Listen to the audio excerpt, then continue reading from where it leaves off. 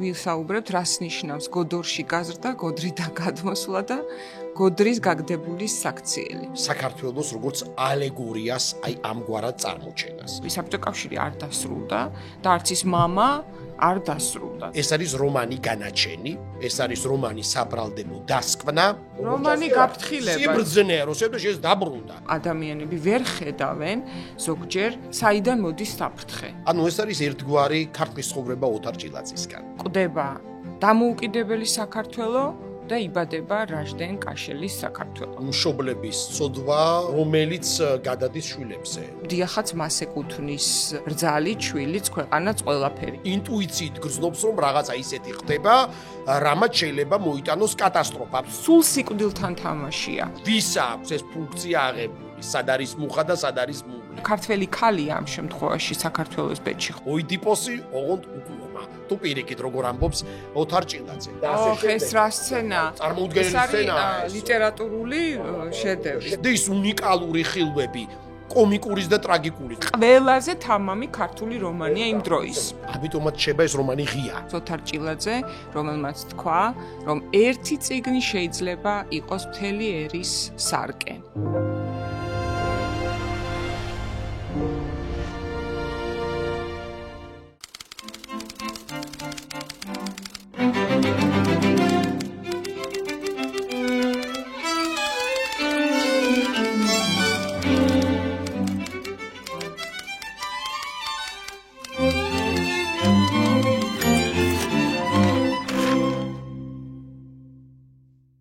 მოგესალმებით ჩვენს არხმის მინეზე. გთხოვთ დაალაიქოთ ჩვენი არხი და ყველა გადაცემა ამ არხზე, მათ შორის ჩვენი ერთი წიგნი და დღეს ერთ წიგნზე ლაპარაკი თავად იმ ერთი წიგნის ავტორის სიტყვებით მინდა დავიწყო, რომელიც გვაქვს ოთარ ჭილაძე, რომელმაც თქვა, რომ ერთი წიგნი შეიძლება იყოს მთელი ერის სარკე. და ზუსტად ასეთ წიგნზე ვისაუბრებ დღეს. ეს არის ოთარ ჭილაძის ბოლო რომანი, რომელიც გამოქვეყნდა 2003 წელს, გოდორი. და ვისაუბრებთ, რას ნიშნავს გოდორში გაზრდა, გოდრიდან გადმოსვლა და გოდრის გაგდებული საქციელი. კი, და მთელი დინასტია არის. გოდრის კაცების, ოთარ ჭილაძის ამ ძალიან უცნაურ, ეპიკურ ალეგორიებითა და დიდი დრამატიზმით ახსავსე რომანში აღწერილი. ალბათ ოთარ ჭილაძის მოყვარულებს და ასეთი ძალიან ბევრია, ვინაიდან ოთარ ჭილაძე არის ალბათ ერთ-ერთი ყველაზე დიდი და გამორჩეული რომანისტი, ქართველი რომანისტი, ერთ-ერთი შემქმნელი შეიძლება ასე ითქვას ქართული რომანის და ეს რომანი სახელდობრ გოდორი არის შეიძლება ითქვას რაღაცნაირად ჩემთვის, არ ვიცი დამეთახმები თუ არა, გაგრძელება მისი დრამატული კონცეფციის, რომელიც გულისხმობს საქართველოს როგორც ალეგორიას აი ამგვარად წარმოჩენას. ანუ ეს არის ერთგვარი ქართლის ცხოვრება ოთარ ჭილაძისგან, რომლის სათვლად შეიძლება დაიწყოს სწორედაც მისი პირველი და უნიკალური რომანით გზაზე ერთი კაცი მიდიოდა და შემდეგ ყოველმან ჩემმან პოვნელმან, მარტის მამალი, რკინის თეატრი, აველუმი განსაკუთრებით. აველუმი არის რაღაცნაირად შეიძლება ითქვას შემზადებაც აი ამ რომანის გოდორის, იმიტომ რომ აველუმი, სადაც არის ასევე კონკრეტულად პროტაგონისტისა და ქვეყნის ბიოგრაფიების და ისტორიის შეპირისპირებით გარკვეული რეფლექსია, შეჯამება, ამ შემთხვევაშიც გოდორი არის არა რეფლექსია, არამედ ჩემი აზრით განაჩენიც. ეს არის რომანი განაჩენი, ეს არის რომანი საბრალდებო დასკვნა იმათ მიმართ, ვისი პასუხისმგებლობისა და გამოც და რომელთა დანაშაულების გამოც საქართველო გაქრა. საქართველო, რომელიც ვერ ნახა იმ უცნაურმა ისტორიულმა, მაგრამ ოთარ ჭილაძის რომანში მისტიკურ ალეგორიულმა პერსონაჟმა ლუდოვიკო ბოლონიელმა, რომელიც 600 წლის წინ 1459 წელს მართლაც იყო ჩამოსული საქართველოში, რომ ოსმალეთის წინააღმდეგ გაერთიანებაში, ოსმალეთის წინააღმდეგ კოალიციაში შემოეყვანა ქვეყნები, რომელსაც მოკავშირედ თვლიდა, მაგრამ საქართველოს დიდება მას დახვდა სრულიად შეცვლილი.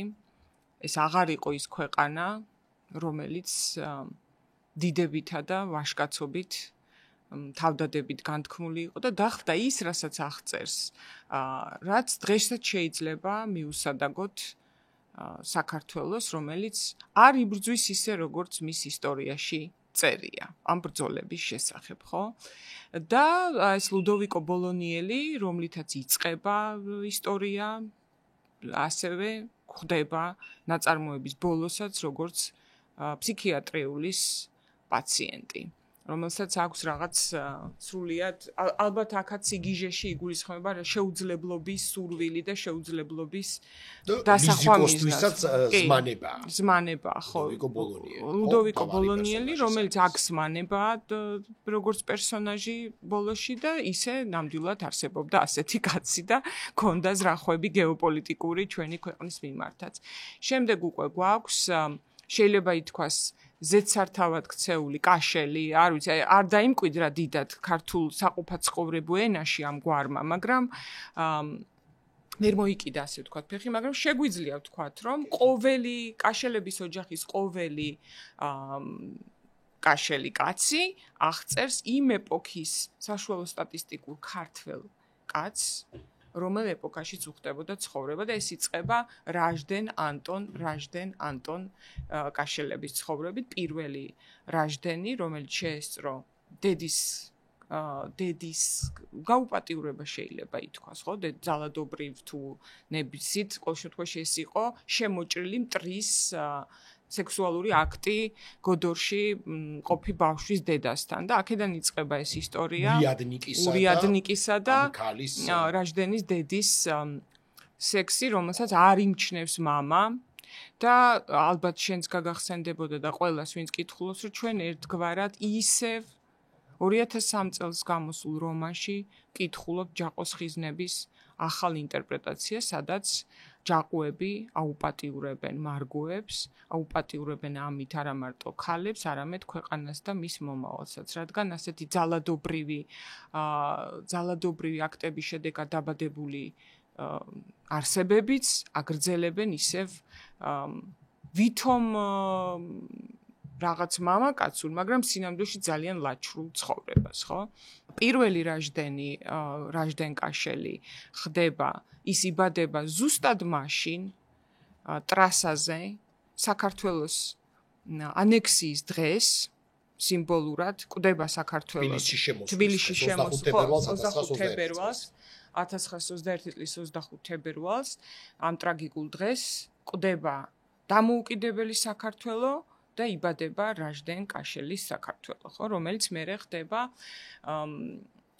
ზუსტად ის ქართველი, რომელიც დახვდა ამ თავისი შემართებით კომუნისტებს და იყო განსაკუთრებული სისასტიკით გამორჩეული ასეთივე ვაჟით, რომელსაც 4 წლის ასაკიდან ასწავლა როგორ უნდა იხტუნაო გვამებზე, მოკლა ხალხი, არ გეცოდა დაიწყო ძაღლები და გააგრძელო ადამიანები და ეს ხოცვა-ჟლეტვა რომლის აი ეს ანტონ კაშელი, რომლის შემოქმედიც, რომელიც სწავლობს ამ სატვირთო მანქანაში მყოფ გვამებზე, სწავლობს ადამიანების მიმართ ძალადობისა და შეუბრალებლობის გაკვეთილებს, თავადვე ხდება აი ამ მანქანის მსხვერპლი და როცა გიხარია რომ შეიძლება რაღაც სამართლიანობა კარმა არსებობდეს, იქ ხედავთ, რომ დატოვა ისევ შვილი. აქაც მეორდება ჯაყოს და მარგოს ისტორია იმით, რომ თავადის ქალი მოიყვანა და ხედავთ, რომ დაუხო კნიაჟნა ქეთუსია, რომელსაც დაუხოცა მამაცა და ქმარიც, იმიტომ რომ მოეწონა და ეს ისტორიები არის, ეს ისტორია არის საქართველოს ისტორია. და შემდეგ მასაც ყავს შვილი, რომელიც უკვე გვევლინება 80-იანი წლების, 70-იანი წლებისა და 80-იანი წლების საბჭოთა ნომენკლატურშიკად, ასე ვთქვათ, რომელიც შეიძლება არანაირი სატვირთოებზე, გვამებზე ხტუნაობა აღარ უწევდეს და ასე პირდაპირ ფისტალეტით ხალხის ხოცვა, მაგრამ რეალურად ზუსტად იგივე პათოსს ატარებს, ხო? ეს მესამე თაობაც. რაჟდენი, ისევ რაჟდენი, კიდევ ერთი რაჟდენ-კაშელი, დიდი გოდრის რაჟდენ-კაშელი შვილი. და მისი ცხოვრება არის საბჭოთა პერიოდის ინტელიგენციისა და პარტიული მუშაკების თანაცხოვრების ძალიან საინტერესო ქრონიკა, რაზეც ვფიქრობ, რომ ალბათ ოთარ ჭილაძეს თავადაც ჰქონდა პირდაპირი შეხება და წარმოდგენა, როგორ კავშირში იმყოფებოდნენ მწერლები და ჩინოვნიკები ერთმანეთთან, ხო? რადგან მისი მძახალი არის მწერალი. სხვა სამყაროდან რაჟდენ კაშელის მძახალი ელიზბარი, ხოლო რძლად ყავს ადამიანი, რომელზეც ოცნებობს. სექსუალურად, ხო, არა მხოლოდ ოცნებობს, მაგრამ ამით იწყება პირველი შოკი, გაქვს ზუსტად იმით, რომ მას მოსწონს თავისი რძალი და აქაც ვაწყდები ძალიან საინტერესო ქართულ თვისებას, როდესაც შენ ცდილობ საკუთარი ველურობა, ავხორცობა, უზნეობა გაამართლო, 1000 სხვა რაღაცას როგორ იგონებ, რომ შეიძლება სულაც არ არის მისი შვილი, ხო, მაგალითად. და ამიტომ დიდი ცოდვაც არ იქნება, რომ დიახაც მას ეკუთვნის რძალი, შვილიც, ქვეყანაც, ყველაფერი ეს რაღაცა მისაკუთრების ვნება ყველაფრის მიმართ და როგორც გინდა ისე მოიქცევი. ძალიან კარგად ვხედავთ, როდესაც დღესაც გვიკვირს რატო იქცევიან ადამიანები უსინდისო და უზნეო სახელმწიფოსთან და ოჯახთან მიმართებაში. ვხედავთ, როგორ იმართლებენ თავს. ამ მხრივ გოდორში არის ძალიან კარგი პასაჟები, როგორც ცდილობს პერსონაჟი ყველასთვის კარგად ნაცნობი 70-იანი 80-იანი წლების ნომენკლატურში კი და პარტიული როგორც ცდილობს რომ გაამართლოს თავისი ყველანაირი საქციელი და ოდნავ იმედს ალბათ ეს იყო ოთარ ჭილაძის იმედიც აჩენს უკვე სულ ბოლო ანტონ კაშელი რომელიც ცდილობს მოკლას მამა და ეს არის ჩვენთვის ძალიან მშობლიური თემა, რაც ჩვენი პოდკასტი არსებობს და ისედაც ჩვენს ხშირად გვისაუბრე, რამდენად მნიშვნელოვანია მამის როგორც ცნების მოკლა შენში, რომ გაიზარდო თავად, ხო? კი. და მოდი აი ამ იდეიდან გამომდინარეც უშუალოდ ერთია ეს რომანი, როგორც თავისთავად ავტონომიური მოვლენა და ძალიან მნიშვნელოვანი და ძალიან შთამბეჭდავი და დამაფიქრებელი, საიდანაც სევდისა და ტრაგიზმის უწყვეტი ტალღა მოდის ამ ტექსტის კითხვის დროს, მაგრამ ეს რომანი ავტორის გადაწყვეტილებითაც არსებობს სხვა ლიტერატურული ტექსტების ასოციაციის პირობებშიც და ალუზიებშიც, ხო? და აი კაშელები რითიც შესაუბარი დაიწყე, ანუ ეს არავინ და ყველა, აი ესეთი პერსონაჟი, ასეთი დინასტია, რომელშიც ჩვენ შეგვიძლია ამოვიცნოთ რამდენადაც კონკრეტული ადამიანი, ამდენად ეპოქის კრებითი ჯალათიც, სხვადასხვა ფორმით, ქართულ ლიტერატურაში, თუ არა მხოლოდ ქართულ ლიტერატურაში, აი ესეთი განზოგადებული სახეები გვხვდებიან და ეს ცნობიერი ალუზია. იგივე შენს მიერ ხსენებული ჯაყო, ან იგივე გვარი, რომელიც ფენომენია, კვაჭანტირაძე, კვაჭი, ან და არავიძე, ნოდარ წულეისკირის აფთრებიდან, რომანიდან, რომელიც შემდეგ იქცა თენგიზ აბულაძის ფილმში მონანიებაში დაუვიწყარ კინოსახეთ, ხო? და აქაც ოთარ ჭილაძე სწორედ აი ამ სივრცეშია და შემთხვევითი არ არის, რომ მამის მკვლელობა, ანუ როგორც უარყოფა დამნაშავე ჯალათი მამის, იგივე აფთრების კულმინაციური სცენაა, ანუ მონანიების კულმინაციური სცენა, როდესაც უკვე აბელ არავიძე ამოთხრის ვარლამ არავიძის ნეშტს, ცხედარს და გადაისვრის აი ამ ხევიდან, თუმცა მანამდე მთელი ამ თხრობის განმავლობაში ის ებრძოდა იმ ქალს, რომელიც კვდრისგან ითხოვს პასუხს, როგორც ერთგვარად ესეთი ანტიკური ტრაგედიის სწორედ მასშტაბით, რომ მიცვალებული დამნაშავე არ უნდა მიიღოს მიწა. იმიტომ რომ და არის ზოგჯერ ბევრად გავლენიანია ვიდრე ცოცხალი. იმიტომ რომ ის იმ შხამს ავწელებს, ხო? და ანტიგონეს ტრაგედია. სგულისხმობ. ამ შემთხვევაში ანტონ კაშელი წარმოსახვაში კლავს მამამის სულით, ამ ძალიან, თუმცა ეს წარმოსახვა ძალიან პირობითია. პირობითია, თუმცა შეიძლება რომ ჩავთვალოთ, რომ ეს აქტი მან განახორციელა კიდეც ერთგვარად. კი, და თუ კიდევ ნახავთ ოთარ ჭილაძის დღიურებს და ჩანაწერებს, იქაც არის აი ეს მისი შეხედულება და არა მარტო მისი, ბევრ ისტორიკოს აი ჩვენთანაც არხზე ამას წინათ ზუსტად ამაზე იყო ლაპარაკი, რომ ქართველებს წარმოსახვის და ლაპარაკის პრობლემა არა აქვთ, აღსრულების პრობლემა აქვთ, ერთგვარად ასეც ქმედების და აქაც თუმცა მამის მოკვლის გადაწყვეტილება ჩასახული ადამიანის გონებაში, მოკვლის როგორც კონცეფციის თუნდაც უკვე არის წინ გადადგმული ნაბიჯი ამ შემთხვევაში, რომ მას აღარ უნდა აი იმ საქართველოში ცხოვრება, რომელსაც როგორც ოთარ ჭილაძე წერს, რუსეთის უკანა ხვრელიდან დაიბადა. საქართველო და აი ამ უკანა ხვრელიდან საბჭოთა საქართველო იგულისხმება და ამ საბჭოთა საქართველოში დაბადებული კაშელებიც უნდა დასრულდეს რამენაირად და სანახევროდ რო გაკეთდა საქმე, მე ასე აღვიქვამ, შეიძლება ასე არა, ეს ჩანს იმაშიც, რომ ეს დინასტია ვერ მოკალი. შეიძლება იყოს ეს ალეგორია ზუსტადაც იმის, რომ არ დასრულდა ეს ამბავი, საბჭოთა კავშირი არ დასრულდა და არც ის мама არ დასრულდა სინამდვილეში. სანახევროდ დასრულდა. სანახევროდ, იმიტომ რომ აი ეს პერვერსია, რომელიც მოხვა კაშელების ძალაუფლებას და კაშელების მიერ ერთი მხრივ შექმნილ და მეორე მხრივ ამ სამყაროსთან მათ შეზრდილობას სრულდება იმ რაღაცნაირად ამ ოიდიპოსის მითის მითი ოღონდ პირიქით, როგორც დავად ოთარ ჭილაძე წერს, ორესტე არა, საკვირველია, სადაც სიმამრისა და რძლის პათოლოგიური და დანაშაულებრივი კავშირის შედეგად შესაძლოა ლიზიკომ, რომელმაც მანამდე ვენები გადაიჭრა და ეს ხილვები, სპინალური ხილვები, სწორედ აი ამ მის მდგომარეობას უკავშირდება სიცოცხლისა და სიკვდილის ზღვარზე მყოფობას, შესაძლოა ისაჩენდეს. მან გააჩინა შვილი, რომელიც სიმამრისგან მამამთილისგან ხავს უკაცრავად. ხო. ნუ ისევ შეიძლება ხო, ვისია ეს შვილი. ეს ძალიან საინტერესო. აი ეს განცდა ხო, იმიტომ ბოდიში.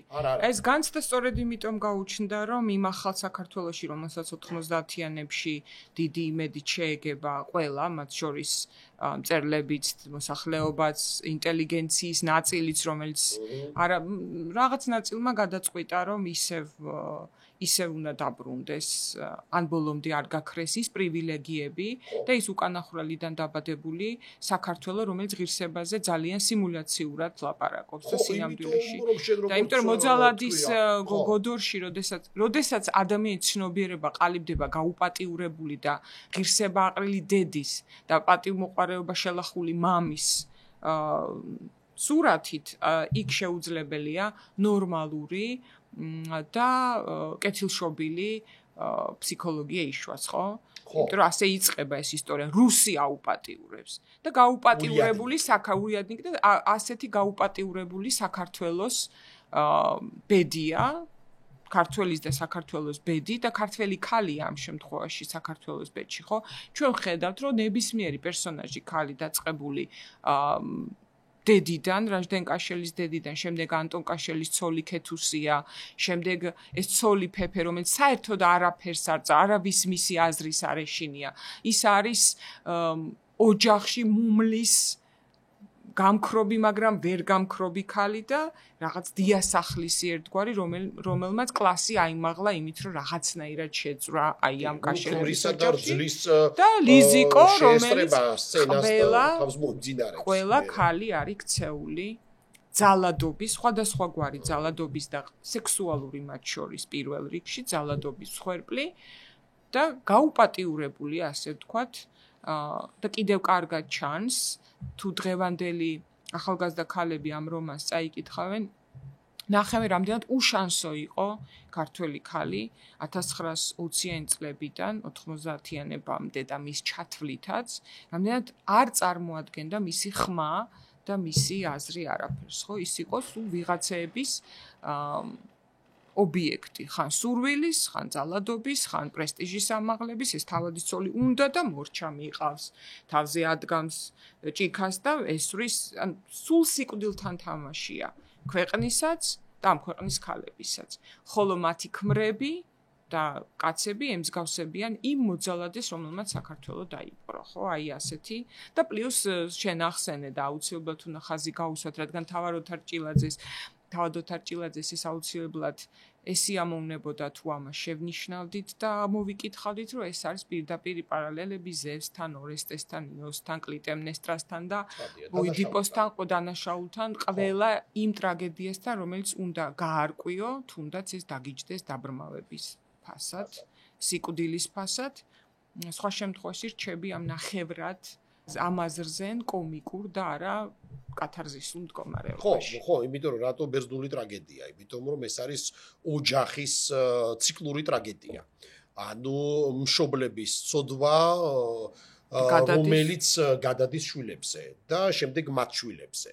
და ამიტომ ეს არის აგამემნონის ტრაგედია, ორესტე ასორედ ამას გულისხმობს, ოიდიპოსის ტრაგედია და სხვა და სხვა. და თუ გვახსოვს ხო, რომ ოიდიპოსის შემთხვევაშიც და აგამემნონის შემთხვევაშიც მამის ცოდვის გამო ისჯებიან შვილები და გადადის ეს წევლა შვითაობაზე და მეტის.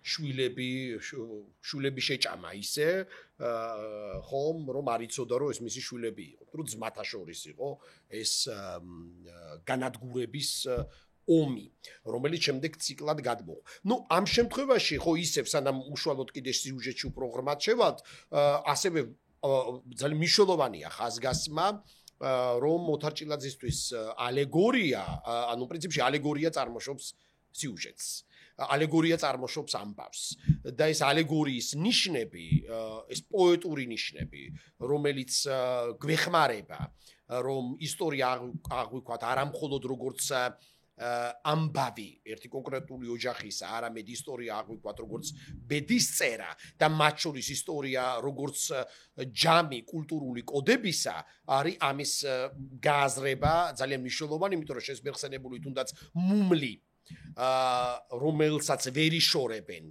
კაშელები, ბალიშსაც ეს მუმლი ადევს და ჭახსაც და ეს ცხადია ის მუმლია, რომელიც ასევე ტრანსფორმირდება გარკვეული ფორმით მუმლი მუხასაო, აი ეს ცნობილი ლექსის შეგონება, რომელსაც ანტონ კაშელი უყურმა ამბობს და სპეციალურად განზრახ რო ვერ აღიქვა, ვერ წაიკითხო და შემთხვევით არ ჩდება ანტონ კაშელის წარმოსახვაში თუ რეალობაში ცული ხელთ, იმიტომ რომ აი ეს მუმლი რომელიც ესევა მუხას და ეს მუხა კი შესაძლოა იყოს სწორედ მამამისი რაჟდენ კაშელი, რომელსაც თავისთავად ყავს თავისი მამები ანტონ კაშელისა და რაჟდენ კაშელისა და იმ პირველი კაშელის პატრიარქი კაშელიდან მოყოლებული, რომელთაც ეს მუხები, რომლებიც უნდა მოიჭრას, იმიტომ რომ ის მუხა, რომლის მეტაფორად საქართველოა, სწორედ ამ მუხას არიან შესეულები ესენი. ანუ ძალიან უცნაურია ამის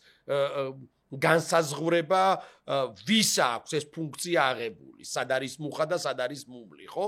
მაგრამ ეს მეტაფორა ძალიან მნიშვნელოვანია. აქვე მოდი, როდესაც მეტაფორის ინსტრუმენტებზე ვსაუბრობთ, ესეც ვახსენოთ, რომ ყველა კაშელს თავისი ალეგორიულ მეტაფორული ფორმა აქვს საკუთარი ძალადობის გამოვლინებისა. ან როდესაც ის მოძალადეთ იბადება. პირველი კაშელი შესბირ თქმული და უმთავრესი მეტაფორა ამ რომანის არის გოდორში მჯდომი, როდესაც ეს პირველი კაშელი უთვალთვალებს დედისა და ურიადნიკის აი ამ სექსუალურ აქტს და აქ ოთარ ჭილაძე შემზარავი და გამანადგურებელი გამბედაობით მე ვიტყოდი ასეთ ფრაზასაც კი წერს რომ უნებლიეთ უბზიკდებოდა კიდეცო პატარა კაშელს, ანუ ესეთი კლასიკური ოიდიპალური კომპლექსი ძალიან შოკი იქნებოდა ეს.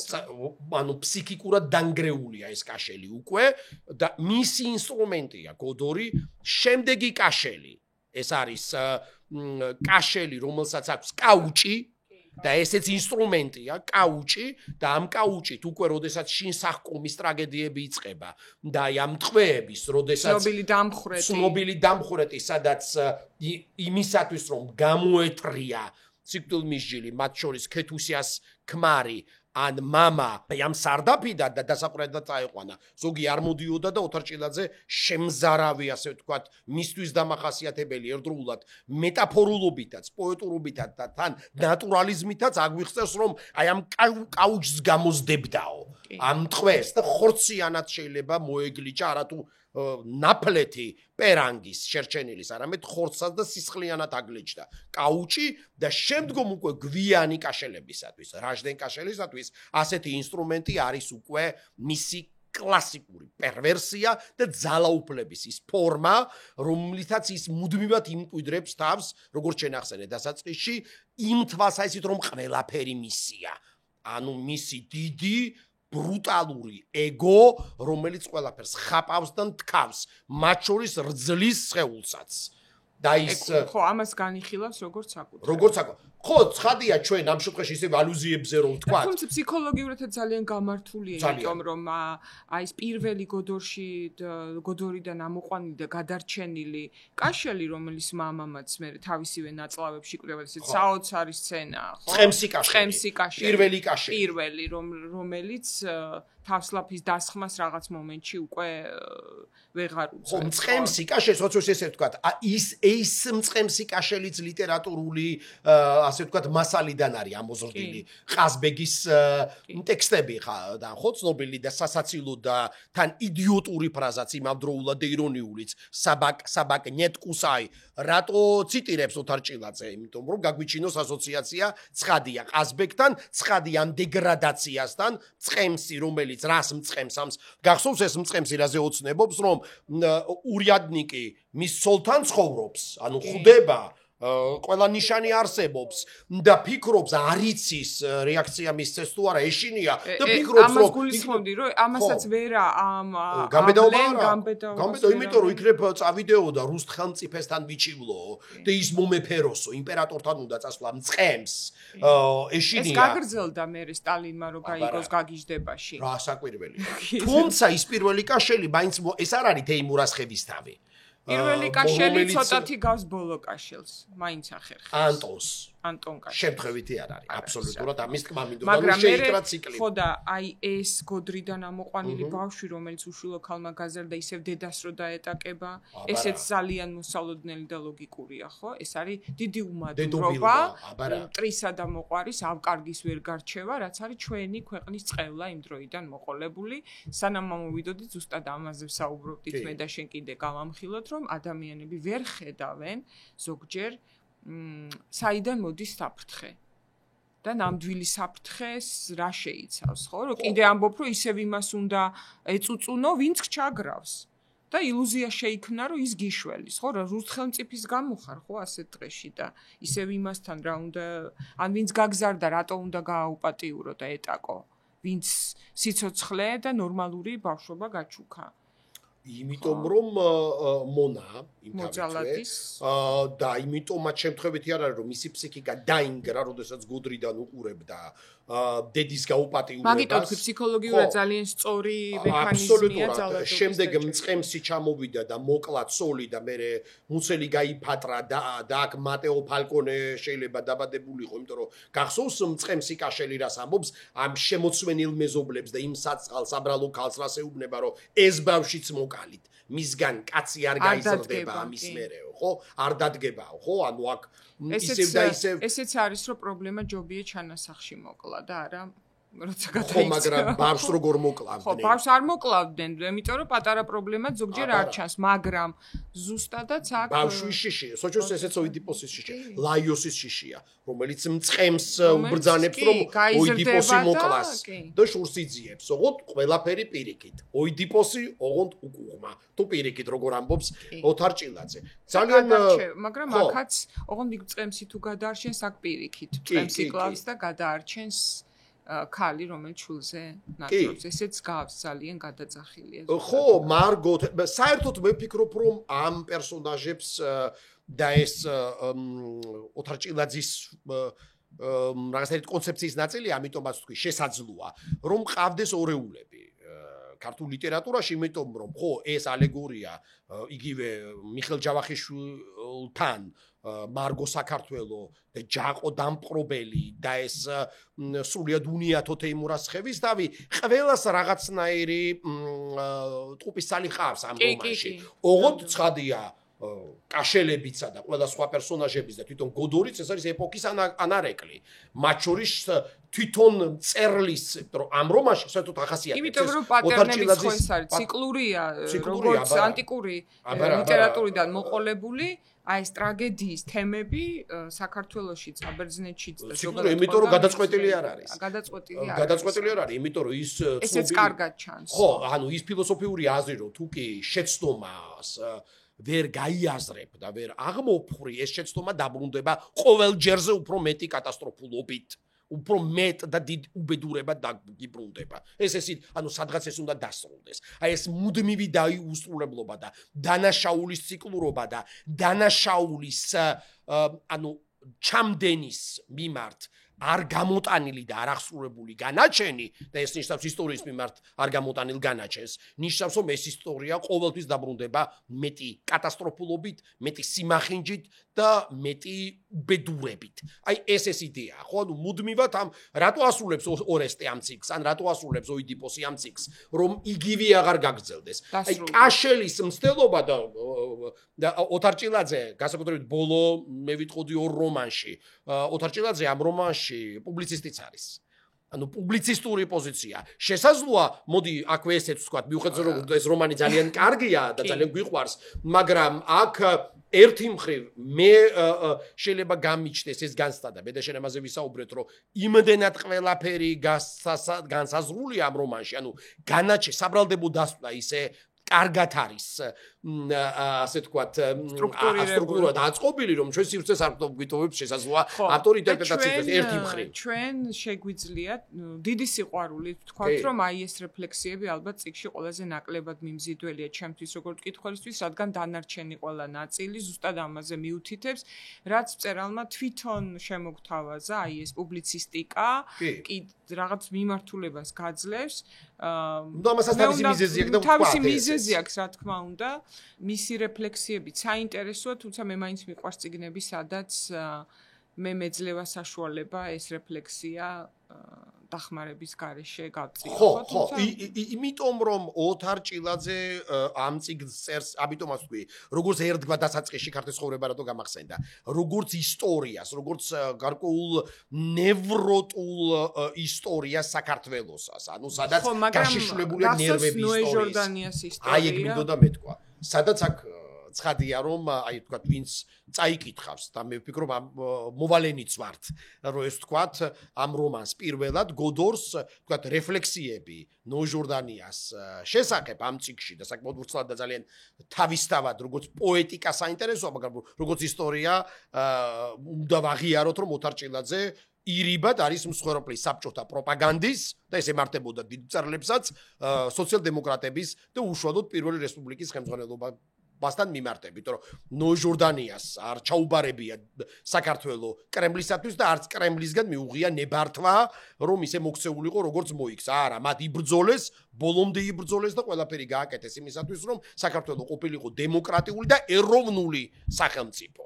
და ის თუ როგორი ეპოქიდან მოვიდნენ ისე და რა კონტექსტი იყო სოციალ-დემოკრატიული და ასე შემდეგ და ასე შემდეგ. ეს ეპოქის კონტექსტია და რაღაც ექსკლუზიური აკვიატება ბოლშევიკებსა და ნოჟორდანიას პირველ მთავრობას შორის, რომელიც დემოკრატიულიც არის და ეროვნულიც იმავდროულად, სადაც ამაზე ჩვენ ბევრი გვიმსჯელია, უბრალოდ სამწუხარო ისევ და ისევ ეს როგორც პროპაგანდა, ანუ მენშევიკების ამბავი, ხო? წვდომა ინფორმაციასთან ჩანს რამდენად წირი იყო როცა ეს რომანი იწერებოდა და მანამდეც ან ფაქტობრივად ჩვენი ყველაზე ინტელექტუალურმა ნაწილმა ქვეყნის აი ეს დოკუმენტები ზუსტად არ იცოდა რა ხდებოდა 1918 წლებში ხო იმიტომ რომ თუნდაც რასაც ოთარ ჭილაძე ახსენებს აქ როგორც ერთგვარ თითქოს განაჩენს პირველი რესპუბლიკის მთავრობისათვის თქვა ნოჟორდანიასა და ილია ჭავჭავაძის პოლემიკას ის გულისხმობს ეს პოლემიკა სრულდება საბოლოო ჯამში იდეურად და კონცეპტუალურად ილია ჭავჭავაძე და ნოჟორდანიას შერიგებით ასე შეგვიძლია თქვა ეროვნული სახელმწიფო და სოციალურად სამართლიანი სახელმწიფო. ჩვენ გვაქვს გამოცემული წიგნი უკვე არსებობს სამწუხაროდ ჭილაძე ვერ მოესწრო ამას, სადაც ეს პოლემიკა ზუსტად ჩანს, რომ ეს არის ორი ადამიანის, რომელსაც საქართველოს უყვარს ამათი პოლემიკა. და ჩვენ ამაზე ვსაუბრობთ იმიტომ რომ ისტორიული ამბები გვხვდება ხო ამ რომანში ანუ არ არის დამოკიდებულება მხოლოდ ანუ ისტორიის თხრობის ცხადია პრეტენზიით არის და სოჭურის ესეც უნდა თქვოდო დიდ ქართველ მწერლებს ეს მოსვლიათ ასეთი ტიპის აღქმა რომელიც პერსპექტივა არ გულისხმობს ცლად ზუსტად ცოდნას ისტორიულ მაგალითად იგივე პრობლემა აქვს გურამ დოჩანაშვილს 61-ში შესანიშნავ რომანში მაგრამ ისტორიული ამბავი სხვაგვარია მაგრამ და ეს ამაზე შეგვიძლია ჩვენ შემდეგ რომელიმე პოდკასტში ვისაუბროთ ეს კიდე განსხვავებული რაღაც შესაძლოა მწერალმა გამოიყენოს ისტორიული მასალა საკუთარი ფანტაზიისათვის რასაც აკეთებენ ძუმა ან სხვადასხვა პირად დამოკიდებულებისათვის ერთმნიშვნელოვნად აღქმები პერსპექტივა დიდოსტატის მარჯვენა აბსოლუტურად ან დავით აღმაშენებელი რასაკვირველია მაგრამ კიდე სხვა რაღაცაა დამოკიდებულება მაგრამ ისტორიის აღწერა ხო ამ შემთხვევაში მე მგონი მაინც მეტი შეიძლება ჩვენ ვართ მეტი პრეტენზია შეიძლება გქონდეს ახლა ჩვენ, ხო. პირველი რესპუბლიკის მიმართ სხვაგვარად განწყობილები ვართ უკვე, იმიტომ რომ პირველ წაკითხვაზე მახსოვს რომ ასეთი შეგრძნება არ მქონდა. ხო, იმიტომ რომ ახლა დავიგე. ჩვენი ხო ახლა დავიგე. პრომეტი. მადლობა ამისთვის ყველა მკვლევარს, ვინც იმ ისტორიას და კიდევ ერთხელ გავიმეორებ, რომ ზუსტად აი ამ მეხსიერების და ისტორიის წაშლაც არის ის რაც კაშელებს აღაზევებს და გადააშენებს ყველა იმ ადამიანს, რომელსაც უნდა სინამდვილეში ამ კაშილების მაგივრად კაუჭ გამოდებულ ქართველებს, რომელსაც უნდა ეცოცხლათ და ეღვაწათ, ეწერათ და ეს კიდევ გამახსენდა ოთარ ჭილაძის და სხვა რამდენიმე მწერლის წყალობით წარმოვიდგინე როგორი იყო ეს ქვიშხეთის მწერალთა სახლების ეს რომ ყველა თავისთან უნდა დაეპატიჟებინა ამას ქონდა ყველაზე დიდი სახლი ყველაზე და აი აქ არის მისი და ამ ელიზბარის როგორც საქართველოს ინტელიგენციისა და ნომენკლატურის ერთმანეთთან დამოკიდებული როცა ელიზბარიც გაურბის რეალობას ოღონდ უფრო კეთილშობილური ფსიქოტიპია, რომელიც ცდილობს რომ ისიც ვერ ახერხებს, ხო, რაც მისი ცხოვრების, თქვა, შეიძლება მიზანი და არსი იყოს ამის შესრულებას და ვხედავთ კიდევ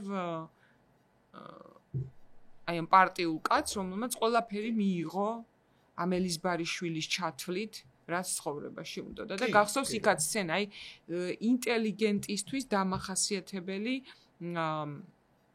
არ დავინახავ, რაზეც ჩვენ სულ საუბრობ ხოლმე.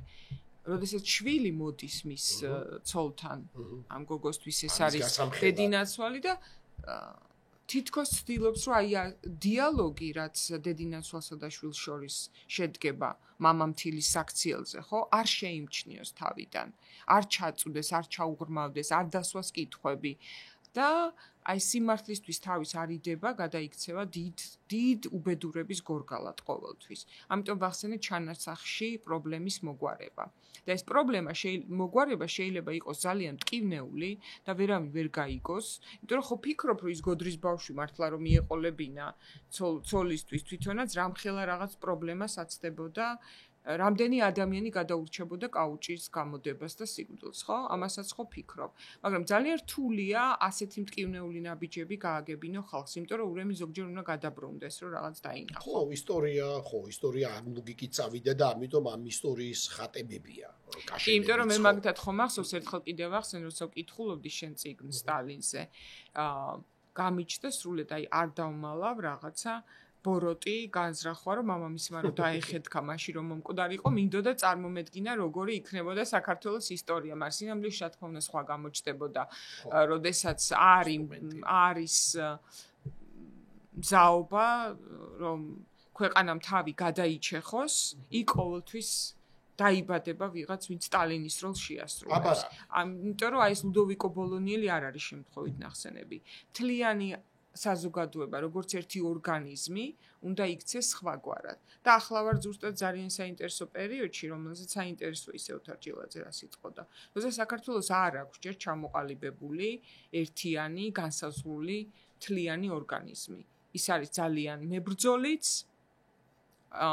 ძალიან შეუპოვარიც, თამამიც და თანამედროვე გმირებსაც ვუყურებთ, ხო?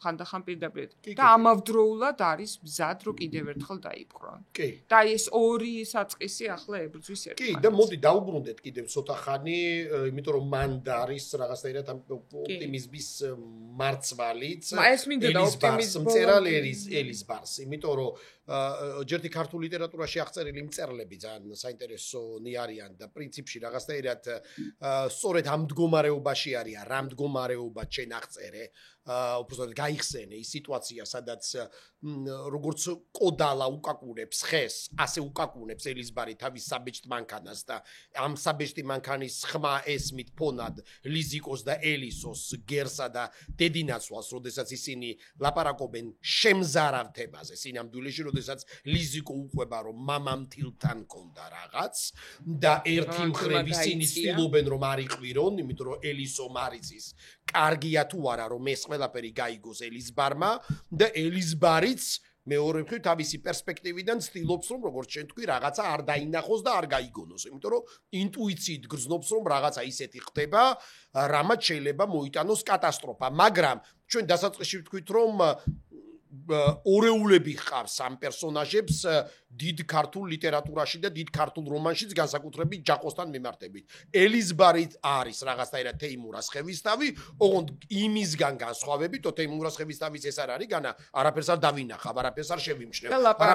ლაპარაკი და ანუ ინტელექტუალური რეფლექსია, მაგრამ იმ განსხვავებით, რომ ელიზბარი საბოლოო ჯამში როგორც ბებერი ოდისევსი, ოთარ ჭილაძე ასე წერს და სრულიად შესანიშნავია ეს პასაჟი, როგორც ბებერი ოდისევსი ბოლო-ბოლო აისხავს იარაღს და მიდის ომში.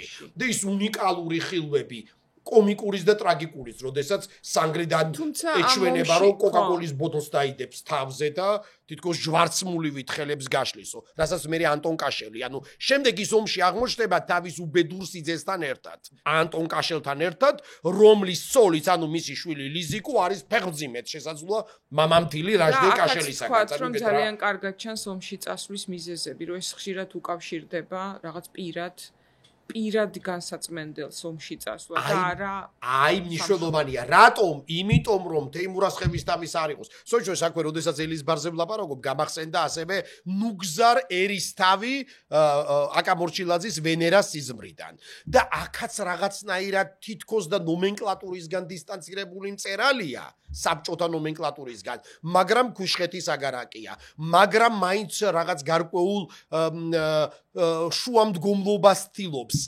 ხალხსა ანუ ადამიანსა დაიყვანა ომში ხო იმიტომ რომ ეს თან შევარდნაძის ეპოქის მწერლების ამბებია რომ ერთი მხრივ შენ ხარ არ ხარ ამის ნაწილი მაგრამ მეორე მხრივ ცეკას მდივანთან მიგესულება რომ რაღაცა გააკეთო ნუ გზარერისთავი იმიტომ გამახსენდა ვენერას სიზმარში რომ ის ცდილობს რაღაცის რეგულირებას მეამბოხეებსა და ხელისუფლებას შორის და ბოლო-ბოლო ის შეეწერება თვითონ ამას ხო და მაგრამ განსხვავებით თქვათ და ესეც ძალიან საინტერესოა აკამორჩილაძის რომანის ეპოქით შემოსვლით ოთარ ჭილაძის პათოსისგან განსხვავებით ამ ამბებში შემოდის იუმორი და სარკასმი იუმორი აკამორჩილაძეს უკვე ამაზე ეცინება ანუ რაჟდენ კაშელი პოსტ 90-იანი წლების რომანის პერსპექტივისათვის ჩემი აზრით და განსაკუთრებით მაგალითად რო ავიღოთ აკამორჩილაძე უკვე ასევე კომიკური პერსონაჟია მაგრამ ეს არ ნიშნავს იმას რომ მას რაჟდენ კაშელები და ანტონ კაშელები მიუხედავად მათი კომიკურობისა არ ბრუნდებიან და დღევანდელი ჩვენი ეპოქა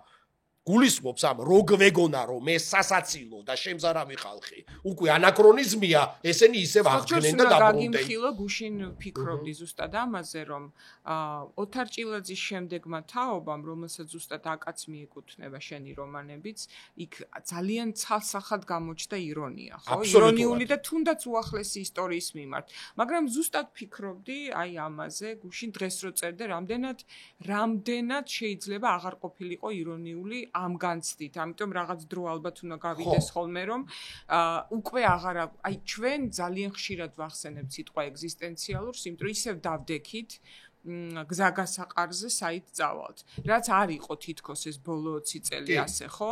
არ წყდებოდა ხო დამოუკიდებლობის ბედი ნამდვილად არ ირკვეოდა და ამიტომ ქართველმა მწერლებმა, თქვენი თაობის მწერლებმა თავს უფლება მისცეს მეტი სილაღის. ანუ გოდორსა და აკას და შეწიგნებს შორის იგივე პატარა ქვეყნას შორის ან ზაზას რომანს შორის არის ძალიან დიდი ტონალური განსხვავება ამ ხრივ. და დღეს ქართული მწერლობა ისევ დადგა ჩემი აზრით იმ საფრთხესთან, რომ გახსოვთ ხშირად შეგვხვედრია მე და შენ თუნდაც სოციალურ ნუ იცინით.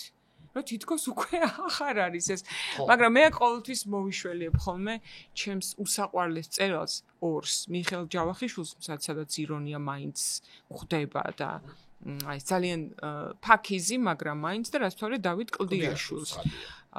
და ალბათ როგორი რთული პერიოდიც არ უნდა იყოს და რა ვიცი მიხეილ ჯავახიშვილის რთული ბიოგრაფია რომელ მწერალს უნდა ქონდა კვაჭიში მაინც ხედავთ ახლა ამ ყველაფრის მიმართ ზიზღნარებ ირონიას თუნდაც აბსოლუტურად მაგრამ შესაძლოა რატომაც იგივე შენ ახსენე და გოდორში ძალიან იმიტომ აი ეს გახსოვს ის ხალი რო ამბობს ბოდიში აი ეს პირველი ცოლი კლავა ჩემი ჩუჩუა ჩამე და ეხლა რაღაცა თანამედროვე ძალიან სკაბრეზულ გამოთქმასთან ასოცირდება რომ ესე იგი იქიდან მოდის კიდევ ესეც რუსებმა გვასწავლეს ეს ხალხო ენით აღუწერელი გინება და საოცარი ინტერპრეტაცია ამ ხო და ვინცაც შეუულია რეფლექსირება და ადამიანად დარჩენა მას თავისი პირადი ცოდვა და დანაშაულის კომპლექსი არ აძლევს თავდაჯერებულობის საშუალებას შესაძლოა ამიტომაც გაჩნდა ირონია რომ ანუ მამების თაობა და ოთარ ჭილაძეც მამაა ხომ რომელიც გამოხატავს თავისი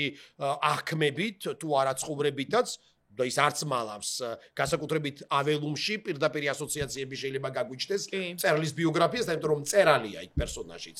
როგორც აქ ხომ ისიც ის ანარეკლია თავისი ეპოქის. ელიზბარს თავისი დანაშაული აქვს, იმიტომ რომ ელიზბარს მოუკვდა ცოლი და მანამდე ჰქონდა თავის მკითხველთან რომანი ელისოსთან, რომელიც მისი ცოლი გახდება და იმავდროულად ელისოს შეუყვარდა მწერალი ელიზბარი, მაშინ როდესაც ქმარი იყო, ყავდა და კვდებოდა. და უკითხავდა ელიზბარის ლექსებს. ლექსებს უკითხავდა და გახსოვს ის შემზარავი ეპოქა, სიტუაცია უკაცრავად, იმიტომ რომ ეპოქა გულისხმობს თავის შემზარავობას, როდესაც ქმარი მოლონად კვდება, ხელი აქვს მოკიდებული ელისოსთვის, როდესაც ის საცხედრეში გადაყავდა, ეს საცხედრეს დერეფანიც რაღაცა შემზარავი ეპიზოდია ოთარ ჭილაძის რომანში, როდესაც თავის მკვდარ ქმარს ეძებს თუ რაღაცა წარსულს ეძებს. შემდეგ ეს მეტაფორა რომანის ბოლოს გაცხადდება ძალიან უცნაურად უკვე ელიზბარის წარმოსახვაში, როდესაც ელისო ბანაობს გვამებს შორის ზღვაში, ხომ? მაგრამ გამოდის ელისო და урეკავს რამდენიმე წუთის წინ დავკრივდი ელიზბარს. ანუ ერთი მხრივ არის დიდი ტრაგედია, რომ ქმარი მოუკვდა, მაგრამ მეორე მხრივ დიდი შვებაა იმისათვის თავისუფლება და ეს დანაშაული აქვს ელიზბარსაც ელისოს დანაშაულის განცდით არიან. ამიტომაც ის გაყუჩებულობა ელიზბარის, ოდესაც ის კოდალასავით უკაკუნებს ამ სიტყვას ხმარობ პრაქტიკულად ოთარ ჭილაძეს ხმარობს ამას საბეჭდ მანქანას ეს ის დანაშაულის განცდა რის გამოც შესაძლოა ლიზიკოს პასუხი არაფერზე არ მოეთხოვება. იმიტომ რომ რატომღაც ეს კომპლექსი ტანჯავს რატომღაც არა მიზეზი აქვს ამას ელისოსაც და ელიზბარსაც რომ ლიზიკოს ის უკნეს რაც უკნა კლიტემნესტრამ ელექტრას როდესაც მას აარქვეს ბავშვობა როდესაც დედა გაქრა მოკვდა ახალი ადამიანი ჩდება ამ ცხოვრებაში და ადამიანს ეკარგება თავისი აღქმები. ის მგრძნობელობა, რა მგრძნობელობა ჭირდებოდა შესაძლოა ლიზიკოს არ მიეცა სურვილისა და გამო მისი მშობლის. ეს ძალიან კომპლექსური პრობლემა, მაგრამ ამის რაღაცაირად გადალახვას ახერხებს ელიზბარი. ანუ ელიზბარი ისევ და ისევ ვიმეორებ, არ არის არც თეიმურას ხევისთავი საბოლოოდ, იმიტომ რომ ის შეიჭრება. გახსოვს ეგ ეპიზოდია, სილა მაინც უნდა გამეწნაო რაჟდენ კაშელისთვის, წარმოგიდგენთ რა ტრაგედიით ცხოვრობს. ანუ მისი შვილი, ანუ მძახლები არიან. ხო, მამამთილმა, ასე ვთქვათ, მამამთილის საყვარელია მისი ქალიშვილი, რომელიც კინაღა მოკვდა ამის გამო, მაგრამ ისიც თლად კლასიკური მსხვერპლი არ არის ლიზიკო. როგორც კლასიკური ცხადია მსხვერპლია, მაგრამ მისი სურვილი, როგორც მხეცი აი ამ სურვილს გრძნობს რაჟდენკაშელი ლიზიკოში. ანუ ლიზიკო შოქში არ ვარდება, ლიზიკო მიხვება ამ თამაში. გახსოვს იმ ფლოსტების რო აწვია იმ უბედური ფეფესი და ასე შემდეგ. ეს რა სცენა? წარმოუდგენელი სცენაა ეს. ლიტერატურული შედევრი. შედევრია. ამ ფლოსტებს რომ მიუყრეს. თქვენი ჩავიცვით. ხო, და ის რო თავს მოიმძინარებს თუ დაიძინებს თუ რაღაცა. თითქოს ეს იყოს ყველაზე დიდი პრობლემა, რომ ქმარი რო წაართვი არა უშავს, ფლოსტები უნდა დაუბრუნო. იმიტომ რომ ამ კაშელების სახლში თუ ვართ, ამ წესებით უნდა ვითამაშოთ. და მოდი ბოლოს კენაც რომ წავიდეთ, რაც შენ ახსენე. და ხო, და ის ირონიაზე. ხო, ომიც გამოჩნდა ამ შემთხვევაში. შენი რეზუმირება რო გავაკეთოთ, აი ელიზბარისნაირი ხალხისთვის და ანტონისნაირისთვის ომი აღმოჩნდა კათარზისის ოდისევსი ამიტომ ჩდება ეს სახელი ოდისევსი. თუმცა ანტონი ისტორია ბევრი წავიდა ომში. ასე. იმიტომ რომ აფხაზეთის ომია ეს. აფხაზეთის ომი იგულისხმება. ვერის ბაღში იკრიბებიან ეს ადამიანები და აქ აი ეს წარმოუდგენელი ოსტატობა თუ არა დიდ ოსტატობა ოთარ ჭილაძის, როდესაც უაღრესად პუბლიცისტური ამბავი უესტრად შეიძენს ძალიან დიდ მითოლოგიურ მასშტაბს და მნიშვნელობას. ალეგორიები ეს მითოლოგიზმი დაყვება დასაწყისიდანვე თან სულ და მითია, ხო, ესე გილგამეშიანია, ნახევრად ხეცი, ნახევრად ადამიანი. არ მახსოვს, ჩემ და სამწუხაროდ როგორი გამოხმაურება მოყვა 2003-4 წლებში ამ რომანს პრესაში, მაგრამ გახსოვს ჯაყოზე რა ხდებოდა, რომ ეს არ არის ქართველი მწერალი, ქართველი კაცი, ასეთი არ არის. ეს არის არში გახსოვს რა სწერდნენ ხო რომ ჯაყოსნაირი და თეიმურაზისნაირი არ არის ქართველი ინტელიგენტი არ ვიცი შენ თუ გახსოვს მე არ მახსოვს რა გამოხმაურება მოყვა გოდორს იმიტომ რომ ყველაზე თამამი ქართული რომანია იმ დროის როგორც აველუმი სხვათაშორის კიდე სათანადოდ არ არის გააზრებული აი ეს ამ სიტყვის სწორი გაგებით სკანდალურობა ამ რომანების მამხილებლობის 2004 წელს საბაიღო ოთარჭილაძემ და მახსოვს რომ იმ წელს სწორედ იმ საბაზე მეც მერგო პატივად პიესისთვის და ამიტომ ეს დიდი შთაბეჭდილება იყო ჩემთვის. მე მგონი ასეთი პიესა ნუგზარი და მეფისტოფელი. მათ შორის უკვე თანამედროვე ქართველი როგორ დებს ხელშეკრულებას ეშმაკთან, მაგრამ ესეც ძალიან საინტერესო კონცეფტია. შვენი თაობის ირონია ყველაფრის მიმართ და ოთარჭილაძის როგორც ჩანს უფრო მეტი, როგორც ჩანს კი არა, სიბრძნე, რომ შეეძლო დაბრუნდა. ჩვენ რაც გვეგონა რომ უკვე გარდასულია და ამაზე შეგვიძლია ვიცინოთ, რაც შენ თქვი. თურმე არ ყოფილა სასაცილო.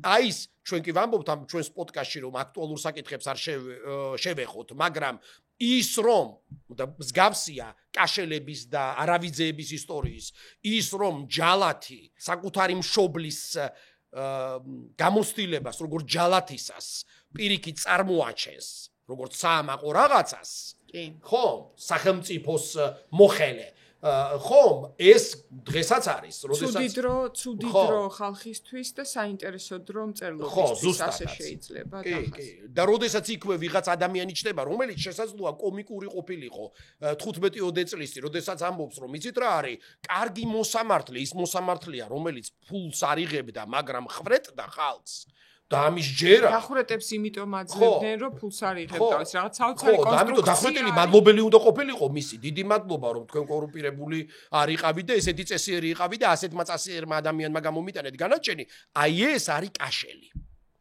რაზეც შესაძლოა გაგვეცინოს მაგრამ რაზე უნდა გაგეცინოს როდესაც ეს უკვე რეალობაა და ეს რეალობა დაბრუნდა და ჩვენ უნდა კიდევ ალბათ უგვახსოვდეს და მე ნამდვილად შემიძლია ვთქვა რომ უკვე ამ ცოდნით სამწუხაროდ ამ ცოდნით ბოლო მოვლენების გამო ცხოვრობ რომ ნებისმიერ დროს ანტიგონეც კი შეიძლება გამეორდეს რეალობაში სრულიად არ მოგცენ უფლება იმ ელემენტარული ადამიანური ღირსებისა და პატივის დაცვის რაც ყველა ადამიანის ცივილიზებული სამყაროს მონაპოვრად მიგვაჩნდა ქრისტიანობიდან მოყოლებული აბსოლუტურად რომანის წაკითხვა მგონია გადაკითხვა როგორც ჩვენი ტრადიცია გახდა უკვე ძალიან საინტერესო რადგან ყველაზე ზუსტი სიტყვა ერთ საათი ვისაუბრე და ყველაზე ზუსტი ეს არის სიბრძნე. სიბრძნე იმის შესახებ, რომ არაფერი არ დასრულებულა არც ბოლო კაშელის სიკვდილით. და ყველაფერი თუ მუდმივად არ ვიმუშავებთ იმაზე, რომ შეიცვალოს სხვანაირად, ყველაფერი ყოველთვის ისევ შეიძლება იყოს ციკლური. და ალბათ ეს ისტორია არ გადაწყდა. თუ ეს ისტორია არ გადაწყდა და თუ სანახევროდ იქნა ყოველთვის მოგვარებული პრობლემა. როგორც მოგვარდა დასავლეთისთვის დღეს სტატიას ვკითხულობდი იმ დღეს ზუსტად გამოწვევა რომ საბჭოთა კავშირი მათ არ დაუსრულებიათ. იმიტომ რომ დარჩა კგბ. ამიტომაც შეიძლება ეს რომანი ღია. ამიტომაც კი. კითხვის ნიშნით. კითხვის ნიშნით და ლექსით ლუდოვიკო ბოლონიელი რომ ამბობს, მოკლედ ზაფხული სამცხელ დღეებში კიდევ უფრო ცხელი, საკამათო და სიბრძნიცავსე რომანი გადავიკითხოთ. და ამ რომანშიც ისმის ჭრიჭინების ხმა მწყუმარებაში, რეპრენია. კი, და მუმლიც ალბათ ბევრგან არის კიდე. ჩვენ ამით დღეს გემშვიდობებით, გისურვებთ კარგ დასვენებას და ამ დასვენებას თუ გამოიყენებთ ჩვენი არხის მისმინეს პოდკასტების საყურებლად, ჩვენ ძალიან გვესიამოვნება. ნახვამდის.